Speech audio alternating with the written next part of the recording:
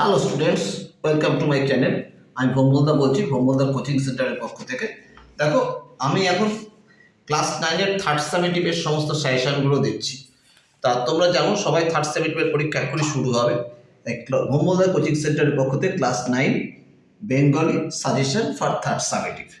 দেখো, বাংলায় তো এরকম পুরোপুরি হুবহু কমন আসবে না, সমস্ত বইটা ভালো করে পড়বে, তার সারাংশটা বুঝে তারপর সমস্ত লাইনগুলো মনে রাখার চেষ্টা করবে, আর ব্যাকরণ সাইডটা ভালো করে পড়বে খুঁটিয়ে, তাহলে তোমরা সমস্ত উত্তরগুলো লিখতে পারবে। দেখো, এই প্রশ্নগুলো তোমরা ভালো করে পড়বে।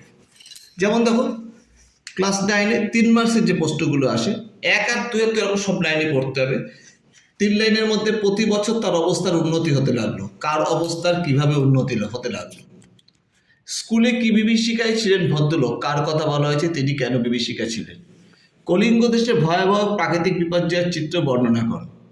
সকাল হইতে সন্ধ্যা করে আনাগোনা, কারা আনাগোনা করে, এর মধ্যে দিয়ে কোন বিশেষ ভাবনা প্রকাশ পেয়েছে। খেয়া কবিতার মধ্যে আছে এটা। সে বিজ্ঞাপন নয়, সম্পূর্ণ একটি ইতিহাস, কার উক্তি। বিজ্ঞাপনকে ইতিহাস বলা হয়েছে কেন। আমি সেকেন্ড প্রাইজ রিফিউজ করেছি, বক্তার এই সিদ্ধান্তের কারণ বর্ণনা করো।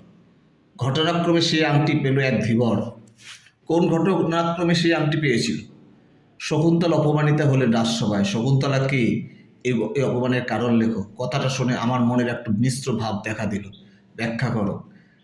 যারা নিরক্ষর, যারা দরিদ্র, তাদের কথা বলিস না, ব্যাখ্যা করো। এগুলো সব এই দুটো আসছে তোমার হচ্ছে প্রফেসর শঙ্কুর স্বর্ণপর্ণি থেকে নেওয়া।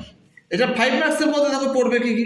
দুর্দান্ত চন্দ্রনাথের আঘাতে সমস্ত স্কুলটা বিক্ষুব্ধ হইয়া উঠিয়াছে, প্রসঙ্গ সহ ব্যাখ্যা করো। তাহারা দরিদ্র কিন্তু লোভী নয়, প্রসঙ্গ সহ ব্যাখ্যা করো। রাধারানীর চরিত্র লেখো। আকাশে 7টি তারা কবিতায় প্রকৃতির মুগ্ধতার চিত্র পরিস্ফুট করো, চিত্রকল্পগুলো বর্ণনা করতে হবে। উঠে কত কোলাহল, উঠে কত সুধা, প্রসঙ্গ সহ ব্যাখ্যা করো। নির্দেশের বিজ্ঞাপন থেকে বক্তার হাসি পায় কেন, ঈশ্বরই প্রশংসার যোগ্য, তিনিই ধন্য, প্রসঙ্গ সহ আলোচনা করো। ধীবর কিভাবে আংটি পেয়েছিল ব্যাখ্যা করো, অথবা ধীবরের চরিত্র। খুব ইম্পর্টেন্ট প্রশ্ন। তো জীবিকা বেশ পবিত্র, এই লাইনের উপর কোশ্চেনটা পড়বে। ধীবর বৃত্তান্তটি ব্যাখ্যা করো। কি অদ্ভুত অভিজ্ঞতা, কার অভিজ্ঞতার কথা বলা হয়েছে, অভিজ্ঞতার বর্ণনা দাও। সোনেপত্তি পাওয়ার ইতিহাস বর্ণনা করো। সোনেপত্তি পাওয়ার ইতিহাস অর্থাৎ স্বর্ণপর্ণি থেকে নেওয়া।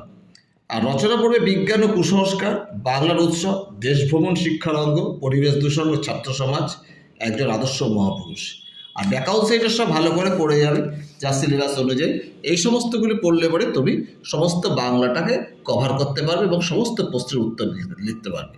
তোমরা থার্ড সাবজেক্টের ভাবে সবই বাংলা, ইতিহাস, ভূগোলে দিয়ে দিয়েছি। এইভাবে সমস্ত তোমরা সব বিষয়গুলো পড়তে থাকো। যদি কোনো সমস্যার সম্মুখীন হও বা কোনো কিছু পড়ার কোনো প্রয়োজন মনে পড়ে, আমার কাছে আসতে পারো, ফোন নাম্বার দেওয়া আছে, ঠিক আছে। তোমরা এইভাবে সমস্ত ফুটে ফুটে পড়ে যাও, তারপর তোমাদের থার্ড সাবজেক্টের অবশ্যই রেজাল্ট ভালো হবে। আমি তোমাদের জন্য শুভকামনা রাখছি। আজকের ভিডিও আমি এখানে শেষ করছি। Tata, by.